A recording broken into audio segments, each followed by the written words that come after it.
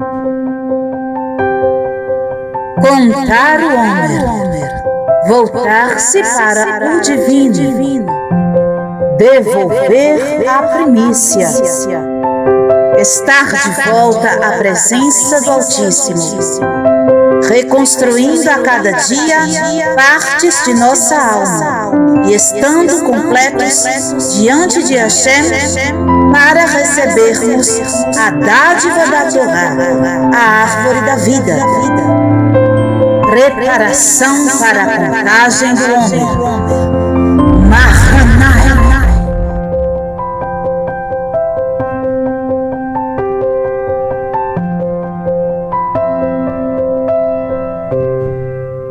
Shalom, shalom, Hag Pesach Sameach.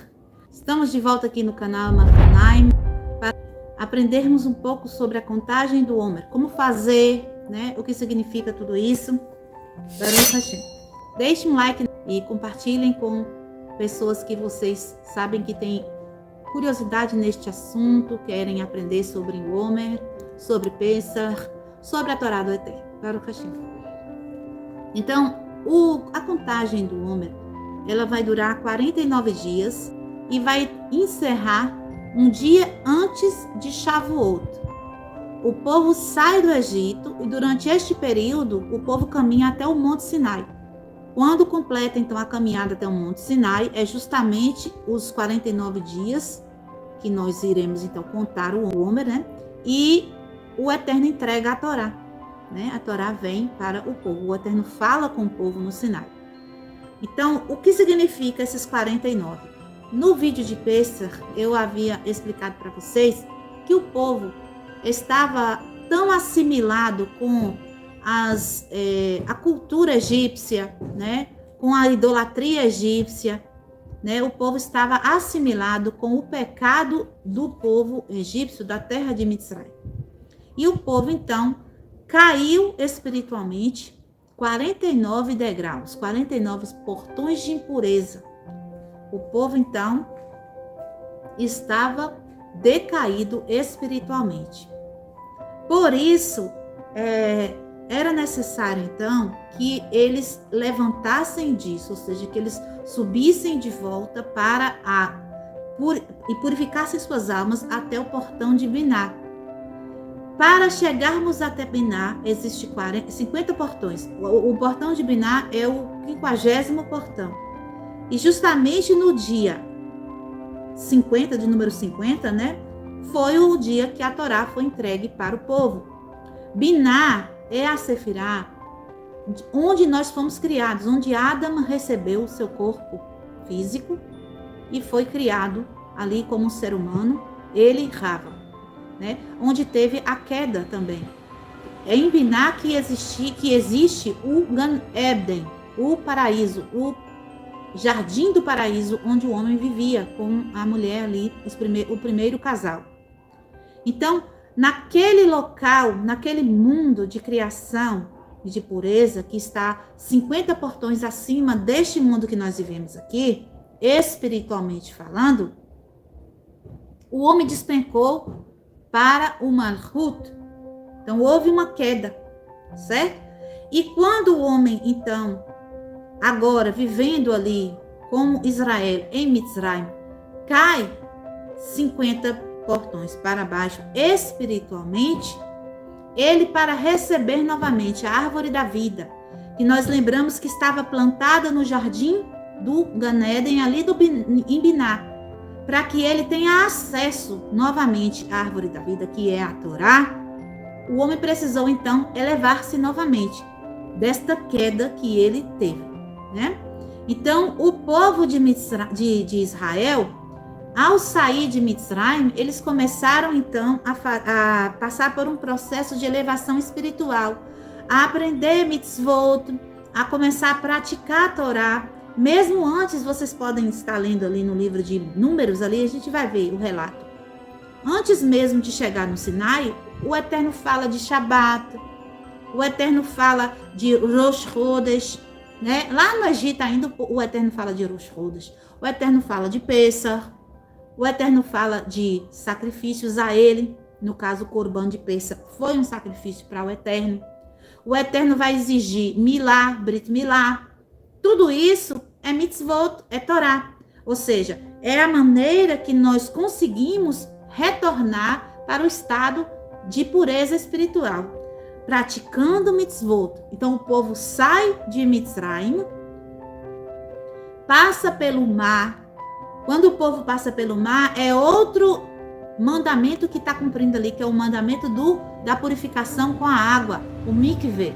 Então o povo passa pela conversão, vamos colocar assim, né? Uma tevilá inicial de conversão. O povo estava desviado do Eterno, dos mandamentos do Eterno, desviado do entendimento da vontade de Deus. Por quê? Porque a família de Israel, de Jacó, eles praticavam Torá. Contudo, quando eles foram morar no Egito e começou a se passar os anos ali, eles deixaram a Torá para lá, pararam de praticar a Torá, começaram a decair nos portões de impureza, né? E eles chegaram ao 49º. Por isso que durou 49 dias para que eles tivessem acesso à árvore da vida, que é a Torá. Este período é exatamente para que cada dia eles pudessem fazer uma elevação. Então, nós estamos agora, neste mesmo período, hoje, agora, Pêssar, passando por essa mesma vibração, essa energia no universo. A nossa alma pode vivenciar a mesma coisa que eles vivenciaram naquela época, há quase 4.000 anos atrás, certo? Então, hoje eu posso aproveitar esses 49 dias entre Pêssar e Shavuot para levar a minha alma, corrigir a minha alma, alcançar os portões de elevação espiritual. Para isso, eu tenho que trazer, como é que eu posso dizer, para a materialidade esta ação. Nós vivemos no mundo de Asiá, no mundo da ação. É necessário que exista uma ação para que isso se torne um vaso, um cli, um recipiente para o fluxo divino, então, repousar, trazer, então, uma chefa, né? Um fluxo de Deus, vamos colocar aqui para ficar bem simples, para trazer a bênção de Deus, certo? Um tipo de bênção que eu desejo. Para isso eu preciso fazer uma ação, certo? Geralmente eu vou usar a fala. Por que geralmente a gente usa a fala, né? Para poder fazer acontecer a espiritualidade no mundo físico. Porque a minha alma, o Ruach, né? A parte da minha alma que o Eterno quer, que é necessário fazer o conserto Tikkun, é o Zerampim. É a parte da Sefirá que está Hesed, Gevurah, Tiferet, Nessa, Hod e Esod. Estas partes, estas Sefirotes dentro de nós, elas compõem o nosso Ruach, ok? O Ruach é composto por estas Sefirot que eu citei. Estas Sefirotes é que precisa de conserto. Então, aquilo que eu preciso consertar é o que eu vou utilizar para poder fabricar, então, um recipiente, né? Uma vasilha, ok? Para que o fluxo de Deus caia, para que eu possa, então, receber o fluxo de Deus. Certo? Então, o recipiente apropriado é o meu espírito. Tanto que a gente lê na Escritura que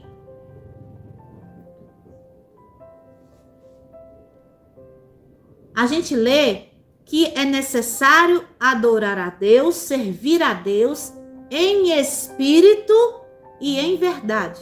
Não é assim?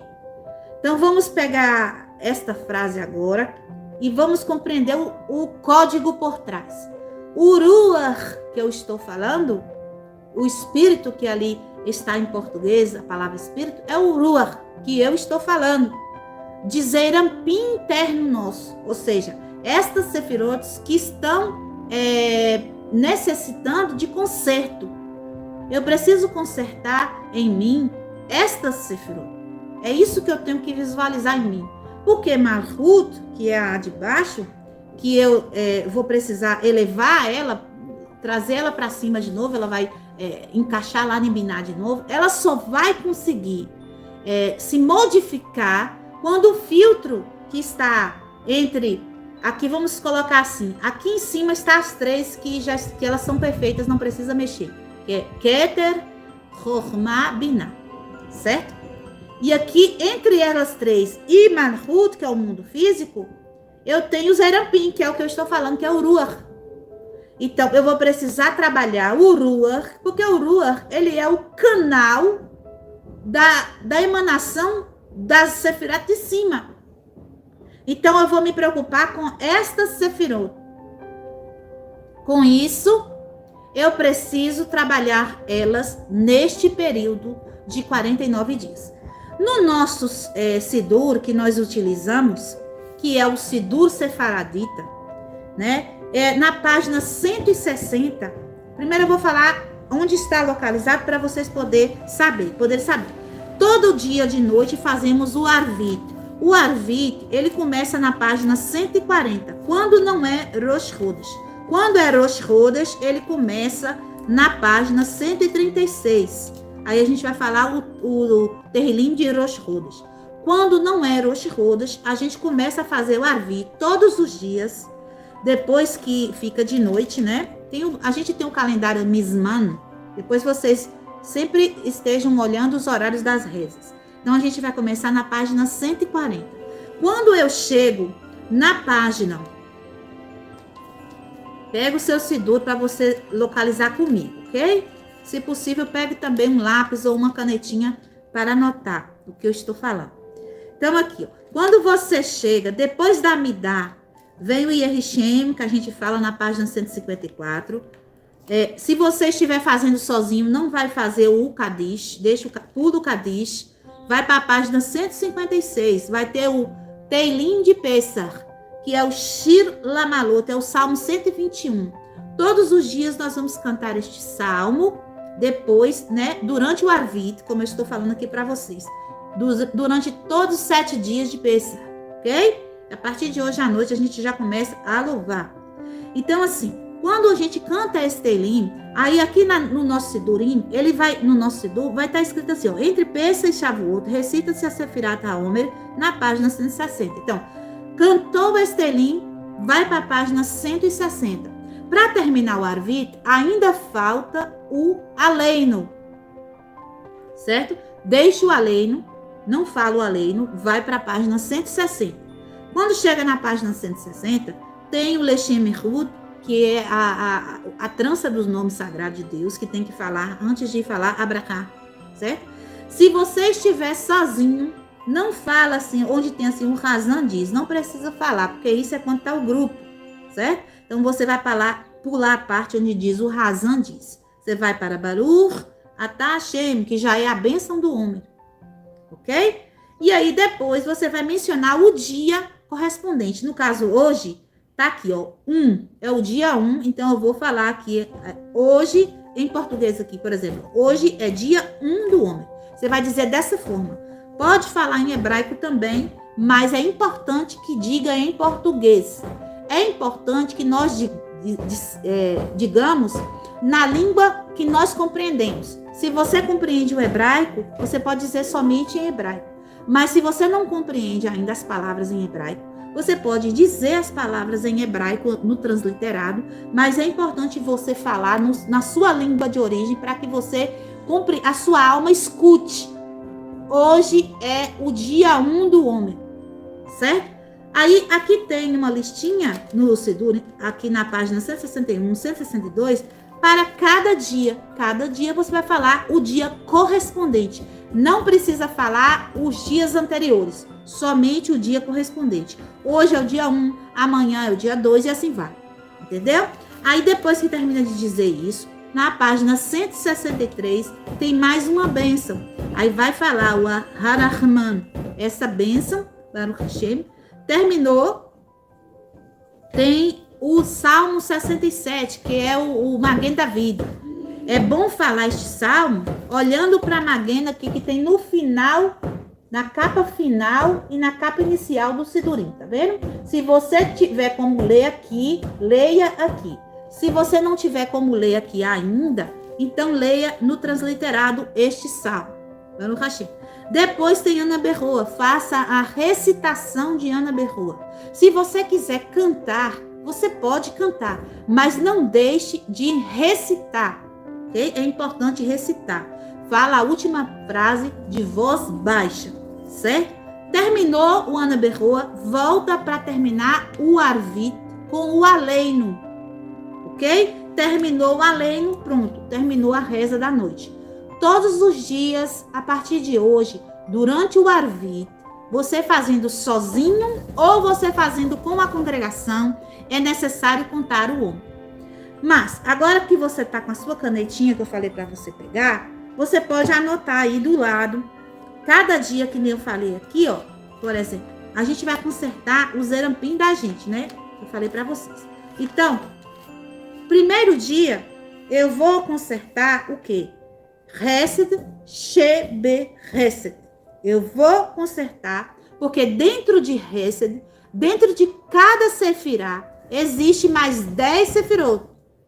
E dentro das 10 sefirot, cada uma delas, existe mais 10. O universo criado pelo Eterno é infinito, sabe? Os sábios nos ensinam, a gente deve, pelo menos, meditar 3 vezes. Tipo assim, dentro de mim, eu tenho 3 partes da minha alma dentro do meu corpo.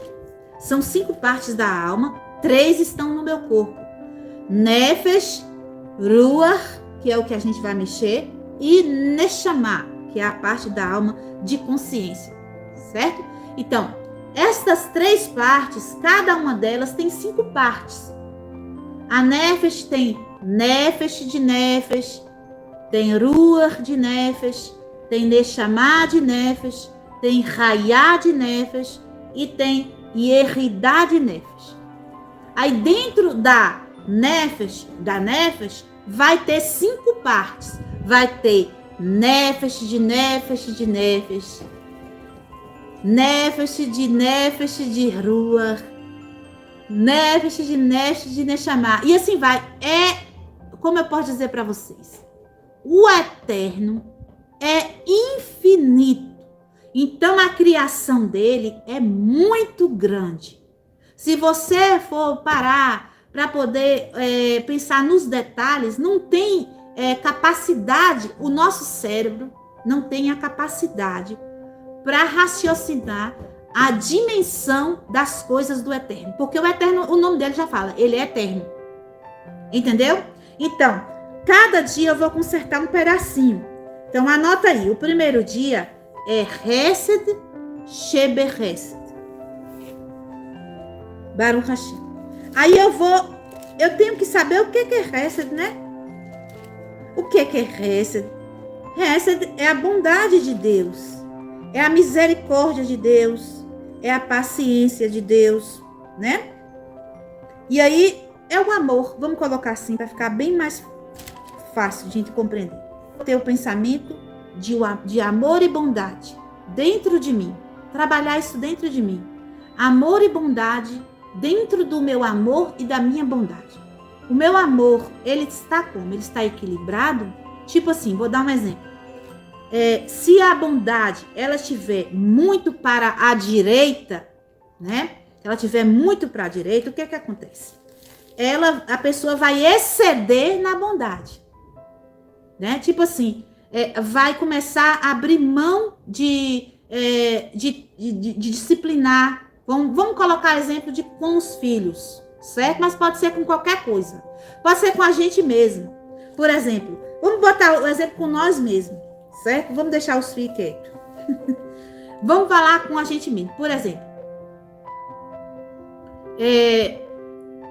comigo mesmo. Eu tô sendo muito condescendente comigo, tipo assim, eu tenho que até tal horário fazer tal coisa que isso estava agendado para me fazer. Eu fiz uma promessa para alguém. Eu preciso fazer tal coisa.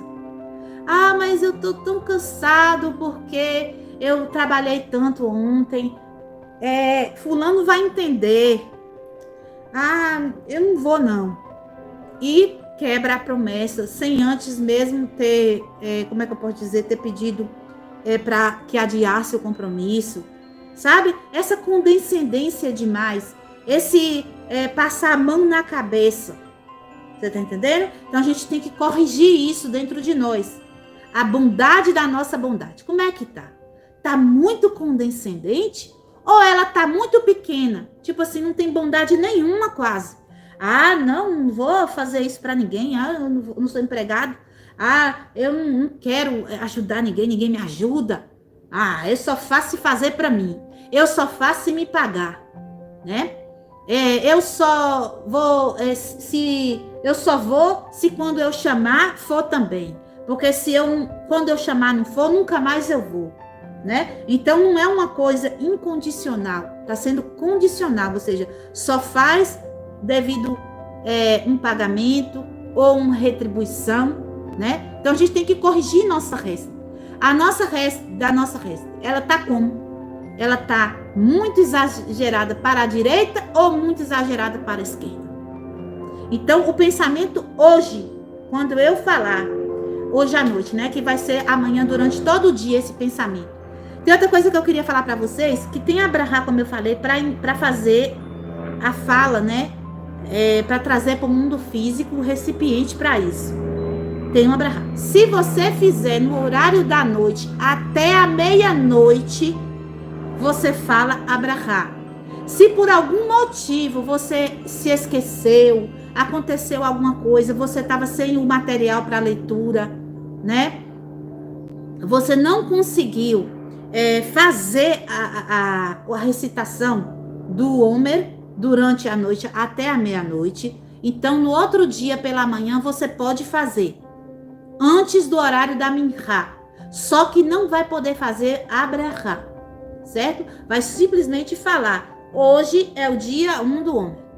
Em hebraico e português, ou em hebraico apenas, ou em português apenas.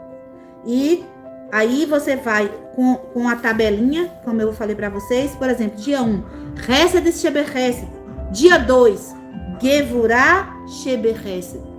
Aí o dia 2, o que a gente vai imaginar, o que a gente vai concentrar para consertar? A Gevurah da minha Hesed. Como é que tá a Gevurah da minha Hesed? Tipo assim, eu dei um exemplo para você da Hesed, que era ser muito condescendente, deixar as coisas passar. Porque eu tenho dó de fulano. Eu tenho dó de mim. Coitada de fulano, eu não vou pedir ele para fazer isso. Cuidar de fulano, eu não vou reclamar com ele, essa coisa aqui, eu não vou corrigir. Porque, né, eu tô com dó dele, porque o bichinho trabalhou, ou a bichinha tá cansada. Eu vou deixar ela à vontade, sem eu chamar a atenção dela. Eu tô vendo ela errando a Torá. Ela tá aqui próximo de mim, eu não vou chamar a atenção dela, né? Para não machucar ela. Não, tem que chamar a atenção, porque tá escrito em Vaikra 19, que se você ver seu irmão errar e você calar a boca, você vai ser cúmplice. Certo? Então, para que você não leve o pecado do seu irmão nas suas costas, você tem que, uma maneira educada e com amor, você tem que chamar a atenção, sim, do seu irmão. Certo? De uma maneira que ele seja, como é que eu posso dizer assim, que ele não é que se sinta maltratado, mas que ele fala: poxa, mesmo, eu errei aqui, deixa eu consertar. Ou seja, você tem que chamar a atenção dele para que ele pare com aquilo, pelo menos naquele momento ele tenha, então, uma luz, né, para que ele pense melhor e mude seu comportamento. Então, no segundo dia, eu vou pensar a Gevurah da Hesed. A Gevurah é a força, a firmeza. Então, a minha Hesed, eu tô sendo muito fechado, tipo assim, quando eu vou fazer uma bondade para alguém, eu faço, mas faço com raiva. Tipo assim, essa pessoa também vive me pedindo, eu vou fazer, mas hoje vai ser dessa vez. Tipo assim, com má vontade. Vocês estão entendendo? Como é que está sendo a sua Gevurah na sua Hesed? Então, essa contagem do Homer não é apenas para falar a frase que está aqui no Sidur, que não adianta, isso não vai fazer efeito. Você vai falar, sim, mas ao mesmo tempo você vai utilizar a sua mente para poder trazer uma meditação sobre isso, para que isso faça uma transformação de fato na tua alma. E a tua alma comece, então, o trabalho da elevação. Por quê? Porque daqui 49 dias nós teremos a festa de Shavuot. Então, nós temos que estar com um estado de alma mais elevado para receber a Torá de Deus, novamente. Né? Porque a gente sabe que essa energia, ela volta, ela não fica... aconteceu há 3.400 anos atrás, nunca mais vai acontecer. Não. Toda a época de 6 de Sivan, que foi a data que o Eterno entrega a Torá para Moshe e para todo o povo ali no monte, não apenas povo de Israel, lembre-se disso, o Eterno entrega a Torá para Israel e para 70 nações representantes que estavam ali. Os representantes das 70 nações que saíram do Mitzrayim. Então a Torá é de todos, porque a Torá não foi dada dentro de um país fechado. A Torá foi dada no deserto, uma terra de ninguém. Todo mundo é dono do deserto e ninguém também é dono de lá. Ou seja, o Eterno entrega a Torá num local neutro, justamente para que não venham depois dizer: a Torá só é dos judeus. A Torá só quem pode cumprir é israelita. Não. A Torá é do ser humano. Porque quando Adão foi criado, todas as almas de todas as pessoas, de todas as raças estavam dentro de Adão. E Adão tinha acesso à Torá. A Torá é a árvore da vida que estava no jardim. Quando fala árvore, ali é um símbolo, é um código. Certo? A árvore, o que é árvore? Árvore e o que é jardim ali? É óbvio que provavelmente existia uma natureza, né? Eles tinham acesso à natureza. Sim, mas o código por trás de árvore ali é como se tivesse... porque a tecnologia do céu, a gente não tem nem acesso nessa terra, né? Era algo muito grande, ou seja, a pessoa tocasse naquele, vamos colocar ali, vamos chamar de árvore, mas não é que era uma árvore, mas vamos botar que seja, só para a gente poder ter um pouco de compreensão. É como eu disse para vocês, a criação de Deus é tão grande, é tão imensa, que nós, no nosso cérebro, não consegue conceber. Então, o que era essa árvore? Era algo que se tocasse, que comesse daquilo, né? Tivesse acesso àquilo, a pessoa se colocasse para dentro, né? O negócio de comer quer dizer isso, quer dizer introduzir para dentro, trazer para dentro de si. Era conhecimento. Cada uma destas árvores que tinha naquele jardim eram conhecimentos. Vamos colocar. Uma era todo o acesso à matemática, geometria, física quântica. Outra era ciências biológicas, medicina. Você está entendendo? A outra era todo o conhecimento que alguém pode ter acesso sobre zootecnia, zoologia, veterinária. Certo? A outra era todo um conhecimento que um ser humano poderia ter acesso de engenharia, né? De arquitetura. Você está me entendendo? Então, esse local que Adão vivia era uma central de conhecimento. Porque o nome do lugar é Biná. Biná significa inteligência, compreensão. Então, Adão, ele foi criado num mundo de inteligência e compreensão. Vocês conseguem compreender isso? Quando fala que as faíscas de Deus caem no mundo físico, é que essas inteligências, essas compreensões de ciências exatas e humanas, que hoje os homens já conhecem e transforma isso em tecnologias para que a gente possa utilizar aqui nesse mundo, isso já existia de uma forma muito mais elaborada e muito melhorada e muito mais abrangente lá onde Adão vivia. Entendeu? Então, assim, A gente caiu aqui, é como quando fala assim, caiu no mundo de escuridão. O que é a escuridão? Qual é o código por trás de escuridão? E escuridão quer dizer que onde não se vê nada, ou seja, que não tem a compreensão de nada, que não entende nada, que não enxerga, que não tem acesso à compreensão das coisas. Certo?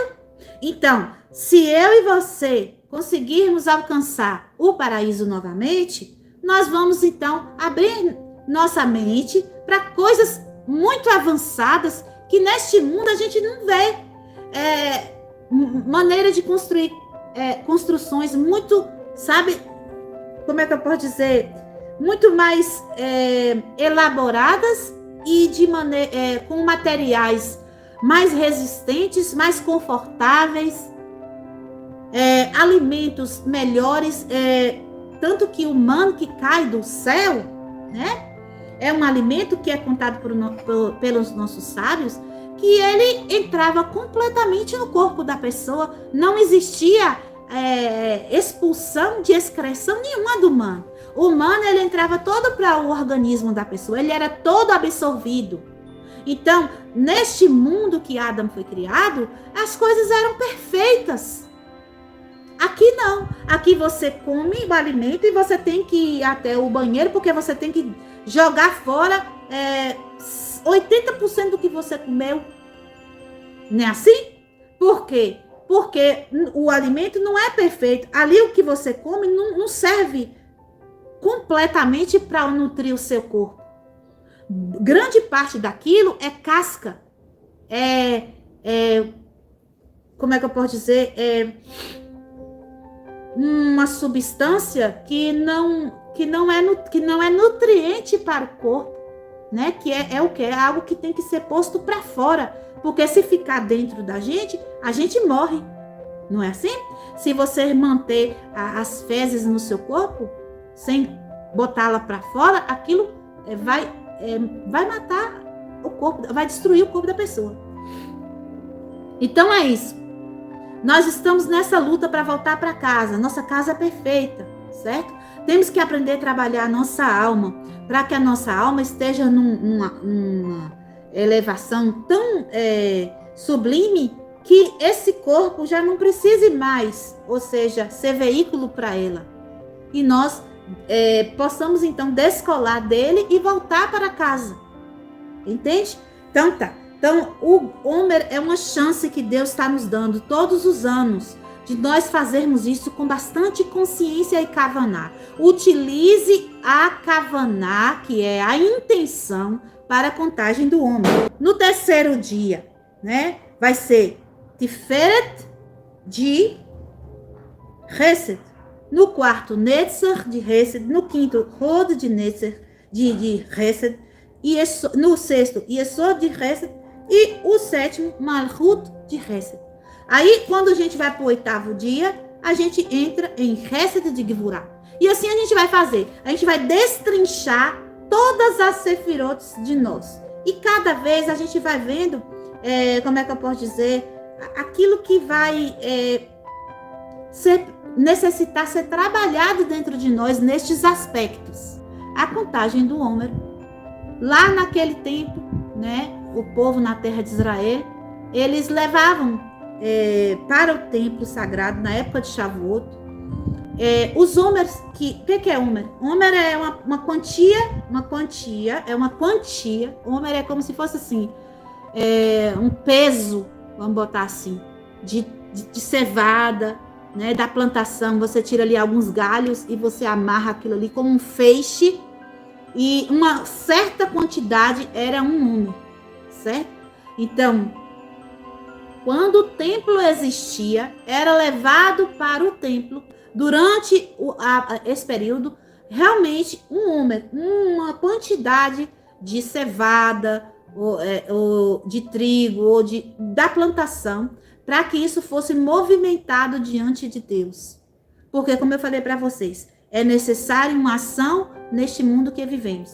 Não adianta apenas eu já sei como é e não faz nada. Não vai trazer o fluxo para baixo, certo? Porque nós não vivemos no mundo do pensamento.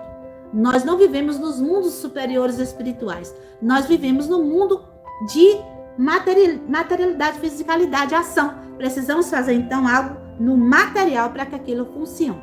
Então, fique com o Eterno, que Ele abençoe vocês. Uma boa festa de Matzot para todos nós. Não esqueçam de comer matzah, 7 dias. Baruch Hashem. Faça a lavagem das mãos, netlat yadayim. Depois, coma um pedaço de matzah. Pelo menos assim, ó, a parte aqui da palma da sua mão, certo? Aí, com a bênção do pão, a motzi, ok? Coma, depois faça a bricata amazon, depois de ter feito a ingestão da matzah. Baruch Hashem, Hag Pesach Sameach, que o Eterno abençoe a todos. Shalom, shalom, lehitraot, kol hatovim lekulam.